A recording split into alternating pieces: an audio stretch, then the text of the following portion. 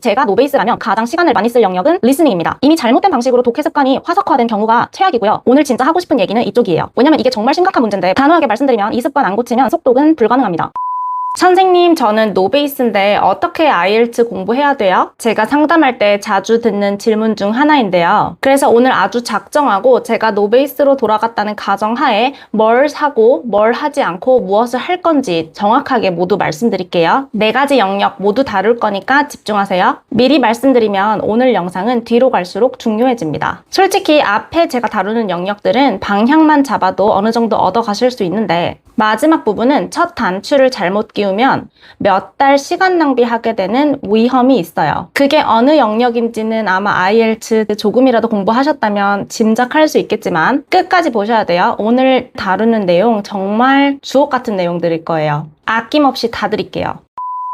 안녕하세요. IELTS 연구소 리아쌤입니다. 저는 현재 IELTS랑 오픽을 가르치면서 수강생들의 점수를 올려주고 있는데요. 그 중에서도 라이팅 강의, 첨삭 가장 많이 하고 있어요. 우선 노베이스일 경우에, IELTS 초보자일 경우에 이 시험이 어떤지 먼저 정확하게 알고 가셔야 되거든요. 30초 정리할게요. IELTS는 영어권으로 나가려는 사람들이 보는 국제공인 시험이에요. 영국, 호주, 뉴질랜드, 캐나다, 미국 등 이런 나라들에 유학을 가든 취업을 하든 이민을 가든 많은 나라들에서 IELTS 점수를 요구합니다. 특히 전 세계 12,000개가 넘는 기관에서 인정하는 시험이라서 해외 진출을 준비하신 분들에게는 사실상 통행증이라고 볼 수 있어요. 참고로 2026년에는 한국에서는 종이 시험이 없어졌고 전부 컴퓨터 시험으로 진행됩니다. 스피킹을 제외하고요. 그리고 중요한 거 하나, 이 시험 비싸요. 이번에 응시료가 또 올라서 한 번 보는데 30만 원 중반대가 되었습니다. 토익 시험을 몇 번이나 칠 수 있는 값이죠. 오픽이나 토익 스피킹, IELTS에 비하면 저렴해 보여요. 결코 싼 가격이 아닌데. 그래서 IELTS는 토익처럼 그냥 경험 삼아 한번 쳐볼까?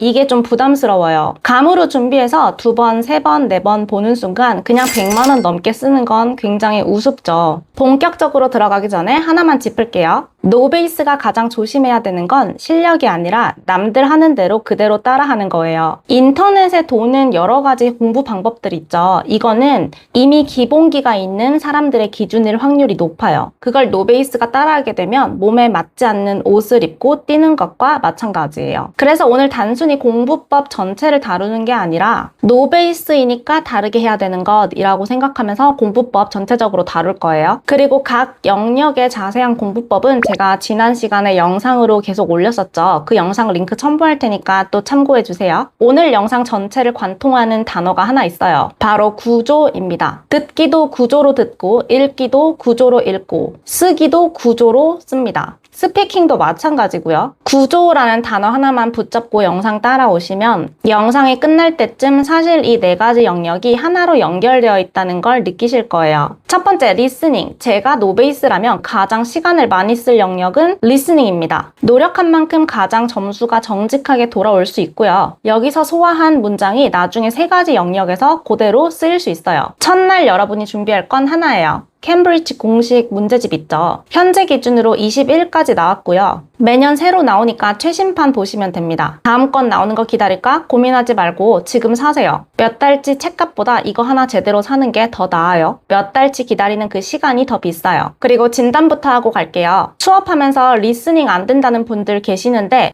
얘기를 들어보면 대부분 2가지 부류 안에 들어가요. 첫 번째 부류는 이렇게 말해요. 쌤, 저는 아예 뭔 말인지 안 들려요. 소리 자체가 안 잡히는 분들이에요. 두 번째 부류는 선생님, 소리는 들리는데요. 내용을 모르겠어요. 여러분은 어느 쪽이세요? 물론 어느 쪽이든 공부해야 되는 건 똑같습니다. 그런데 처방이 달라요. 이걸 구분 안 하고 무작정 문제만 풀면 몇 달을 제자리에 머물 거예요. 먼저 첫 번째, 아예 안 들리시는 분들. 이 경우는 높은 확률로 둘 중 하나예요. 단어가 실제로 어떻게 소리 나는지 몰라서 안 들리거나 단어 하나하나는 알고 있는데 소리가 어떻게 이어지고 뭉개지는지 익숙하지 않은 겁니다. 영어는 단어를 하나하나 또박또박 발음해주지 않죠. want to는 wanna, did you는 did you 이렇게 읽는 것처럼요. 이게 문장 단위로 가면 어떻게 되냐면 what do you want to do 이렇게 6단어인데 실제로는 what you wanna do 이렇게 읽을 수 있어요. 한 단어죠, 거의. I will give you a call when I get there. 이것도 실제로는 9단어인데 I'll give you a call when I get there. 이렇게 한 덩어리로 슉 지나가 버려요. 이게 스크립트를 정작 보면 내가 다 아는 단어인데 귀로는 처음 듣는 소린 거예요. 아는 단어가 안 들리는 이유는 바로 이 이유입니다. 이건 억울해할 게 아니라 그냥 훈련 대상이에요. 이렇게 훈련해 본 적이 없으니까요. 한마디로 영어에서 소리가 어떻게 이어지고 뭉개지는지를 알 수 있는 귀를 만들면 됩니다. 나중에 이 귀 만드는 법은 제가 리스닝 영상 따로 올릴 거니까 그때 꼭 봐주세요. 그리고 두 번째, 소리는 들리는데 내용을 모르겠다라고 하시는 분들, 오늘 진짜 하고 싶은 얘기는 이쪽이에요. 왜냐면 이게 정말 심각한 문제인데 본인은 별로 심각하게 못 느껴요. 소리는 들리니까 그냥 많이 풀다 보면 늘겠지. 난 그래도 들으면 어느 정도 무슨 말인지 아니까 이렇게 생각하거든요. 그런데 생각해보세요. 소리는 들리는데 무슨 말인지 모르겠다?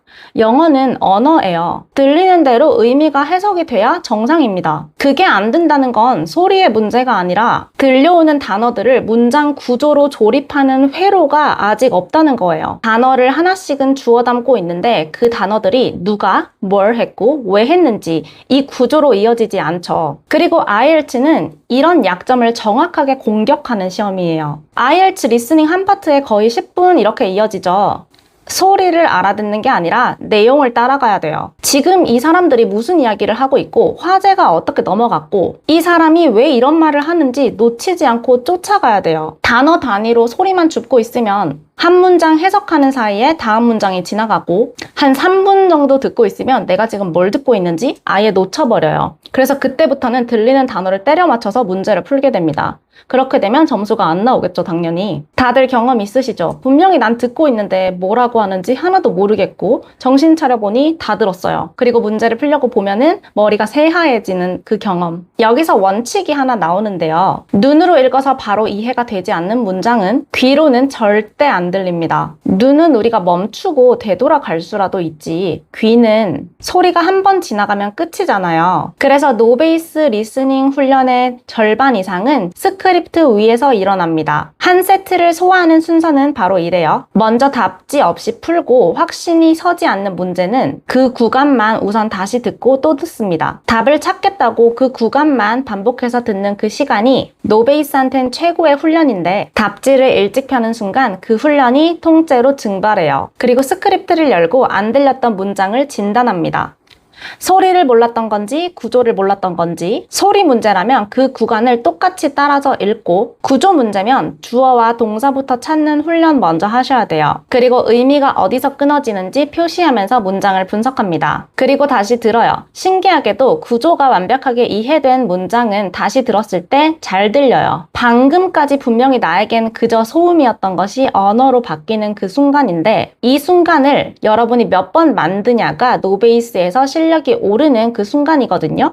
이때의 희열이 굉장히 짜릿합니다. 그리고 두 부류 모두에게 통하는 훈련 도구를 하나 말씀드리면 바로 받아쓰기입니다. 그런데 스크립트 전체를 통으로 받아쓰라는 게 아니에요. 그건 노베이스한테 고문이고 효율도 없어요. 제가 저희 학생들에게 실제로 시키는 방식은 포인트를 정해놓은 스크립트를 드리고 받아쓰기를 하는 건데요. 첫 번째는 동사 위주 받아쓰기. 동사는 문장의 엔진이라고 할 수 있거든요. 하필 영어에서 시제, 수동, 능동 이런 것들 발음할 때 약하게 뭉쳐서 발음할 때가 많아요. was인지, has인지, done인지, been ing인지 이거 하나 놓치면 문장의 의미가 통째로 뒤집히는데 한국 학습자 귀에 제일 안 들리는 게 바로 이 부분이에요. 두 번째는 연음 위주. 아까 말씀드린 소리가 이어지고 뭉개지는 그 구간이 바로 연음이에요. 연음 위주로 딕테이션을 하다 보면 내 귀가 어떤 소리에 약한지 바로 잡혀요. 세 번째, 문장 구조 위주예요. 문장 하나를 통째로 듣고 들리는 대로가 아니라 주어, 동사, 그리고 나머지 구조를 순서대로 쓰면서 뼈대를 잡는 훈련을 하는 거예요. 이게 잘 되면 아까 말한 구조로 듣는 귀가 완성이 됩니다. 이렇게 지금 화면에 띄워드리는 이런 느낌으로 딕테이션을 진행을 하고 있어요. 굉장히 효과 좋으니까 여러분들도 꼭 해보세요. 받아쓰기가 좋은 이유는 딱 하나예요. 내가 들었다고 착각한 것과 그리고 진짜 들은 것의 차이를 이 종이 하나에 그대로 증명해 보일 수 있어요. 듣기는 사실 내 머릿속에서 일어나는 일이라 내가 얼마나 놓쳤는지 스스로 파악하기가 힘들어요. 근데 적어보면은 다 드러나요. 나중에 구체적인 받아쓰기 방법 한번 다룰게요. 마지막으로 소화가 모두 끝난 스크립트는 소리내서 읽으세요. 이게 나중에 스피킹의 출발선이 됩니다. 이 얘기는 스피킹 부분에서 다시 할게요. 한 세트 끝났다의 기준은 점수가 아니에요. 그 스크립트 안에 모르는 단어도 안 들리는 소리도 구조도 모두 잡았다는 소리예요. 한 세트 하는데 일주일 넘게 2주일 넘게 걸려도 되니까 양치기 하지 마시고 하나를 하더라도 제대로 꼼꼼하게 공부하는 게 그 경험을 하나 만드는 게 정말 중요합니다. 이렇게 소화한 한 세트가 대충 푼 10세트보다 훨씬 나아요. 자, 그 다음 리딩. 노베이스 분들이 가장 조급해하는 영역이기도 한데요. 역설적으로 제일 천천히 차분하게 가야 하는 영역이에요. 노베이스가 리딩 점수 안 나오면 가장 먼저 하는 일이 뭔 줄 아세요? 단어장을 삽니다. 단어를 몰라서 해석이 안 된다. 맞는 말이에요. 맞는 말인데 그런데 이런 경험 해보신 적 있으신가요? 모르는 단어를 사전으로 찾았는데 문장이 전혀 해석이 안 되는 경험이요. 단어는 재료예요. 이케아 가구 조립해보신 분들 아실 거예요. 상자를 열면 부품이 수십 개가 들어있잖아요. 그런데 부품이 아주 많아도 조립 설명서 없이는 사실상 어떻게 가구로 탄생할지 잘 몰라요. 그냥 나무 판때기와 나사 더미 뿐이죠. 즉 단어가 부품이고 문장 구조가 설명서예요. 단어를 다 찾아놓고도 해석이 되지 않았던 이유입니다. 부품만 쌓아놓고 설명서를 보지 않은 것과 똑같은 원리예요. 그리고 이게 문장 하나에서 끝나는 얘기가 아니에요. 구조로 조립된 문장들이 모여서 문단이 되고 문단들이 이어지면서 하나의 글이 됩니다. 그러니까 문장 구조를 보는 눈이 그대로 글 전체를 이해하는 눈으로 확장되는 거예요. 이 눈 없이 읽으면 아무리 긴 글을 열심히 읽어도 부품만 계속 스쳐가요. 여러분이 원하는 그 가구는 영영 만들어지지 않을 거예요. 그래서 단어를 외우더라도 단어장에서 뜻만 외우는 것이 아니라 문장 구조 안에서 이 단어가 어떤 자리에서 어떤 역할을 하는지 그걸 같이 봐야 되거든요. 구조 안에서 만나게 된 단어는 훨씬 덜 까먹게 되고요. 반대로 구조 없이 외운 단어는 막상 독해를 하려고 폈을 때 나 이 단어 본 적 있는 것 같은데 기억이 안 나. 어딘가에서 본 단어 같은데 뭐였지? 이렇게 됩니다. 근데 이런 경험 있으실 거예요, 분명히. 공부했는데 이렇게 되면 좀 허무하잖아요. 여기에 함정이 하나 더 있어요. 예전에 학교에서 배웠던 그 독해 습관 아실 거예요. 예를 하나 들어볼게요.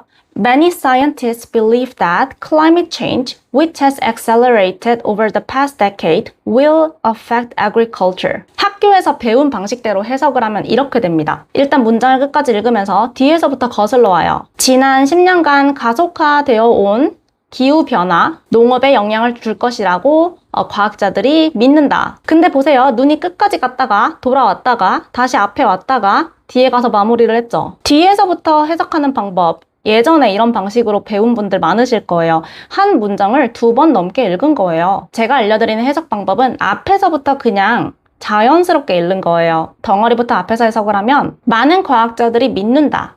뭘 믿어요? 기후변화를. 기후변화가 뭐예요? 지난 10년 동안 가속화가 되었죠. 그리고 얘네가 뭐예요? 농업에 영향을 줄 거래요. 앞에서부터 차근차근 우리나라 말의 어순과는 달라도 의미가 다 잡혔고 눈은 한 방향으로만 지나갔어요. IELTS 리딩은 60분 동안 긴 지문 3가지를 읽는데요. 총 문제 40개를 풀어야 되는 시험이에요. 문장을 2번씩, 3번씩 읽어야 되는 사람은 한 번씩 읽는 사람보다 2배 이상의 시간이 걸리겠죠. 영화를 보고 있는데 10초마다 되감기를 해요. 그래서 영화를 보는 총 시간이 2시간, 3시간, 4시간이 걸리는 것과 같습니다. 실제로 그래서 3번째 지문 정도 됐을 때 그냥 막 읽어서 제대로 풀지도 못하고 찍어서 내는 경우가 허다해요. 근데 과연 그분들이 단어를 몰라서 그럴까요? 아니에요. 읽었던 거 또 되돌아가면서 읽고 이게 무슨 말이지? 몰라서 또 다시 읽고 그리고 답 찾고 하면서 시간은 계속 지체되고 있는 거예요. 단호하게 말씀드리면 이 습관 안 고치면 속독은 불가능합니다. 그래서 영어가 나오는 그 순서 그대로 덩어리로 해석하는 방법을 노베이스인 지금부터 바로 잡으셔야 돼요. 이미 잘못된 방식으로 지문 수백 개 읽은 다음에 고치는 것보다 지금이 훨씬 중요한 단계고 노베이스한테는 사실 오히려 장점이에요. 바로바로 고칠 수 있는 단계니까요. 고쳐야 될 나쁜 습관이 없다는 것, 이거 정말 좋은 거예요. 그래서 제가 노베이스라면 리딩 하루에 딱 한 문단만 할 것 같아요. 한 지문까지 안 가셔도 돼요. 한 문단만 제대로 하셔도 됩니다. 대신 이걸 3단계로 완전히 소화할 거예요. 1단계, 구조 찾기. 문단의 모든 문장에 주어와 동사를 표시를 할게요. 아무리 문장이 길고 복잡해도 주어와 동사는 항상 있어요. 그런데 문장 안에 숨겨진 다양한 장치가 많을수록 정말 진짜 동사가 무엇인지 찾는 게 점점 어려워집니다. 정확한 독해가 중요한 이유죠. 그렇게 커다란 뼈대를 찾고 나면 전부 살이에요. 그리고 이 구조 안에서 여러분이 몰랐던 단어도 외우게 되는 거죠. 두 번째, 앞덩어리부터 읽기. 문장을 의미 단위로 끊고 나온 순서 그대로 이해합니다. 절대 되돌아가지 않아요. 처음에는 어색하고 답답할 수 있는데 이 답답함을 참는 게 훈련입니다. 세 번째, 스토리로 말하기. 문단을 다 읽고 나면 지문을 다 치운 다음에 이 문장이 결국 무슨 말이었는지 스토리텔링 하듯이 친구한테 얘기하듯이 얘기해 보세요. 이게 되면 내가 문장 하나하나를 그냥 대칭해서 해석한 게 아니라 문단 전체를 내가 글로써 이해했다는 증거예요. IELTS 리딩의 핵심이 바로 이거예요. 문장을 읽은 게 아니라 문맥을 읽었는가. 그리고 제발 독해 공부할 때 막힌다고 바로 AI 돌리지 마세요. 머리를 쥐어짜면서 스스로 약간의 고통의 시간을 보내면서 고민한 결과가 내 것이 되는 거지. 바로 AI한테 물어서 그렇게 편하게 공부한 거 다음날 되면 다시 까먹고요. 절대 내 실력 되지 않습니다. AI는 내가 정말 끝까지 노력해봤는데도 안 될 때 최후의 보루로 남겨두시고, 그리고 AI가 하는 말 다 믿지 마세요. 미묘한 데서 틀리는 경우 꽤 많아요. 그리고 리딩 교재 어디서 구하는지, 캠브리지 문제 너무 어렵다 하시는 분들, 리스닝에서 소화했던 방금 그 스크립트 있죠? 그거 리딩 공부할 때도 정말 좋거든요. 귀로 들은 문장을 눈으로 다시 다 읽어보는 거예요. 그래서 리딩이랑 리스닝은 같은 훈련이라서 같이 동시에 할수록 같이 실력이 잘 늘 수가 있어요. 구조를 덩어리로 처리하는 회로인데요. 하나는 귀로, 하나는 눈으로 이렇게 처리를 하는 두 가지 처리 방식을 동시에 배우는 거죠. 문제 푸는 요령이요? 노베이스 단계에서는 잠시 잊으세요. 해석이 안 되는 상태에서 배우는 스킬은 모래 위에서 집 짓는 거예요. 유형별 문제 풀기 접근법은 이 회로가 어느 정도 만들어진 상태에서 그 다음에 배워도 전혀 늦지 않고, 이 방법은 또 노베이스 다음 단계로 제가 다뤄드릴게요. 그리고 구조를 보는 눈, 말로만 들으면 감 잘 안 잡히실 거거든요. 그래서 제가 IELTS에 잘 나오는 구조 문장들 위주로 선별을 해서 구조 알아채기 연습을 할 수 있도록 워크북 만들었어요. 엑기스만 담았고요. 저희 구독자님들 당연히 무료로 받아가실 수 있고요. 영상 여기까지 보셨다면 펜 들고 오늘 바로 다운받아서 해보세요. 받는 방법은 더보기란 고정 댓글에 해놓을게요.